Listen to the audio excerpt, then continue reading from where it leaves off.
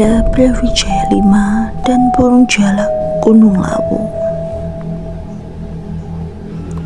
Sudah tidak asing lagi di telinga para pendaki gunung tentang kisah angkernya Gunung Lawu. Bahkan beberapa orang menyebutnya jika Gunung Lawu merupakan gunung paling keramat di Jawa. Gunung setinggi 3.265 mdpl ini terletak di 2 provinsi dan 3 kabupaten, yakni Kabupaten Ngawi dan Magetan, Jawa Timur, serta Kabupaten Karanganyar, Jawa Tengah.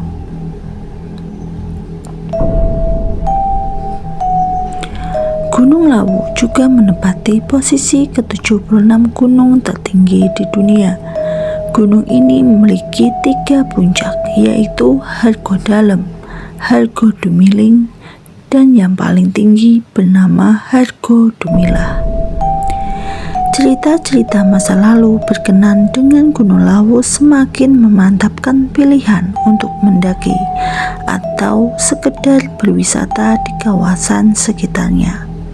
Terlebih, pendakian ke Gunung Lawu juga sudah mulai dibuka di era normal baru. Sejarah Gunung Lawu pun kerap dikaitkan dengan legenda tentang Prabu Brawijaya V, raja terakhir Kerajaan Majapahit. Kisah ini berawal dari masa berakhirnya Kerajaan Majapahit, yakni pada tahun 1400 Masehi. Kala itu, orang yang menduduki kursi kerajaan adalah Prabu Brawijaya V. Singkat cerita, saat Raden Fatah memasuki usia dewasa, ternyata Raden Fatah memeluk agama Islam. Ia membelot dari agama sang ayah yang beragama Buddha. Bersamaan dengan meredupnya Kerajaan Majapahit, Raden Fatah pun mendirikan Kerajaan Demak yang berpusat di Gelagahwangi, sekarang lebih dikenal alun-alun Demak. Kenyataannya yang membuat Prabu Brawijaya V merasa gundah. Pada suatu malam, Prabu Brawijaya V bersemedi. Dalam semedinya, beliau mendapatkan petunjuk yang mengatakan bahwa Kerajaan Majapahit akan meredup dan cahayanya beralih ke kerajaan anaknya, yakni Kerajaan Demak. Sesaat itu pula Prabu Brawijaya V meninggalkan Kerajaan Majapahit menuju Gunung Lawu untuk menyendiri. Terlepas dari pro dan kontra yang kemudian muncul, keterkaitan Prabu Brawijaya V dengan Gunung Lawu tercatat dalam beberapa referensi. Salah satunya dinukil dari Ensiklopedia Adat Istiadat Budaya Jawa 2007 karya Perwadi. Disebutkan kala itu Majapahit harus menghadapi peperangan dengan Kerajaan Keling dari Kediri yang dipimpin oleh Raja Girindra Wardana pada 1478.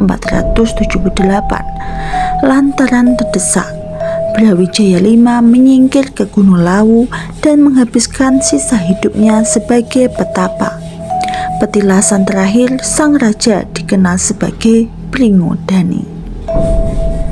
Sesaat setelah meninggalkan kerajaannya sebelum naik ke Gunung Lawu, Prabu Brawijaya V bertemu dengan 2 orang pengikutnya, kepala dusun dari wilayah Kerajaan Majapahit. Masing-masing dari mereka adalah Dipa Manggala dan Wangsa Manggala. Karena mereka berdua tidak tega melihat Prabu Brawijaya V berjalan sendirian, mereka pun ikut menemani Prabu Brawijaya V naik ke puncak Gunung Lawu. Setelah sampai di puncak Hargodalem, Prabu Brawijaya V berkata kepada 2 pengikut setianya. Selesai mengucapkan kalimat itu, Prabu Brawijaya V pun menghilang. Hingga kini jasad beliau tidak pernah ditemukan oleh siapapun. Setelah Prabu Brawijaya V melakukan moksa dan menghilang, tersisalah 2 pengikut setianya, Sunan Gunung Lawu dan Kiai Jalak. Sejarah bercerita mereka berdua menjalankan amanat Prabu Brawijaya V. Mereka menjaga Gunung Lawu. Dengan kesempurnaan ilmu yang mereka punya, Sunan Gunung Lawu menjelma menjadi makhluk gaib dan Kiai Lawu menjelma menjadi seekor burung jalak berwarna gading. Kisah tentang burung jalak gading ini masih berlanjut hingga saat sekarang. Banyak orang percaya bahwa burung jalak gading sering muncul dan memberi petunjuk jalan menuju puncak Gunung Lawu kepada para pendaki yang memiliki tujuan baik. Sedangkan apabila pendaki memiliki niatan buruk, Kiai Jala tidak akan merestui mereka.